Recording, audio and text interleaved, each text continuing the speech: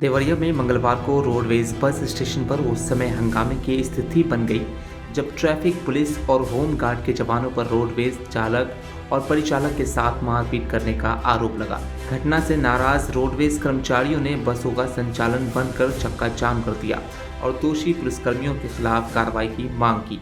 Student वाले लड़के बैठे थे पेपर परीक्षा देने वाले, तो उनको को जल्दी थी। हम लोग जाते हैं सलीमपुर गोरखपुर से आते हैं, तो गाड़ी निकल रही थी सब, एक गाड़ी गेट पे थी, उसके बाद एक गाड़ी हमारी थी, तो उसके बाद गाड़ी पीछे लगी थी, सब पीछे गाड़ी लगी थी, तो कह रहा है कि गाड़ी पीछे करो। तो हम कहे कि साहब इस गाड़ी के पीछे हमारी गाड़ी है और गाड़ी जा नहीं पाएगी पीछे, क्योंकि बहुत जाम है, हम गाड़ी तो आगे निकल जाएंगे। और वहाँ पे रोक के फिर हम जब गए हैं तो हमको गाली देने लगे, माँ बहन की गाड़ी थी और हम तो मारे हो रहे हैं और सर तो मेरा खा और कोतवाली पे ले जाके मारे थे। वो लोग यूनिफॉर्म में थे? हाँ, यूनिफॉर्म में थे, यातायात पुलिस थी कोतवाली में। हाँ, व्हाइट में ट्रैफिक पुलिस थी और कोतवाली पे ले जाकर मेरे को मारे। कर्मचारियों ने आरोप लगाया कि ड्यूटी के दौरान एक बस चालक और परिचालक को ट्रैफिक कार्यालय ले जाया गया, जहां उनके साथ मारपीट और अभद्र व्यवहार किया गया। घटना की जानकारी जैसे ही अन्य कर्मचारियों को मिली, उनमें आक्रोश फैल गया। बड़ी संख्या में चालक और परिचालक बस अड्डे पर एकत्र हो गए और विरोध प्रदर्शन शुरू कर दिया। मामले की सूचना मिलने पर पुलिस और प्रशासनिक अधिकारी मौके पर पहुंचे। सीओ सिटी ने प्रदर्शन कर रहे कर्मचारियों से बातचीत की और पूरे घटनाक्रम की जानकारी ली। उन्होंने पीड़ित परिचालक की तहरीर लेकर निष्पक्ष जांच कराने और शिकायत के आधार पर आवश्यक कानूनी कार्रवाई का आश्वासन दिया। गाड़ी निकल रही थी, ट्रैफिक पुलिस रोड पर था, उन्होंने गाड़ी कहा पीछे करो।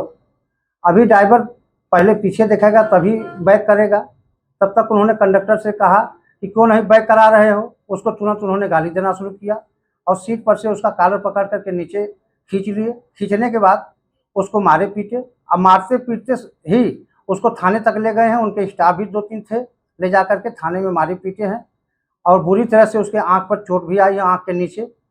तब तक PSI को सूचना दिया गया। हमने ADM प्रशासन साहब को भी सूचना दी है, लेकिन संजोग से उनका फ़ोन नहीं उठ पाया, उस समय बिजी रहे होंगे।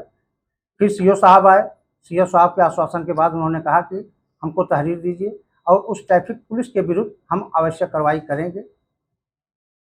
तहरीर दिया गया है, अब देखा जाता है कि CO साहब उसके विरुद्ध क्या कार्रवाई करते हैं और जाम जो है तुरंत हट गया।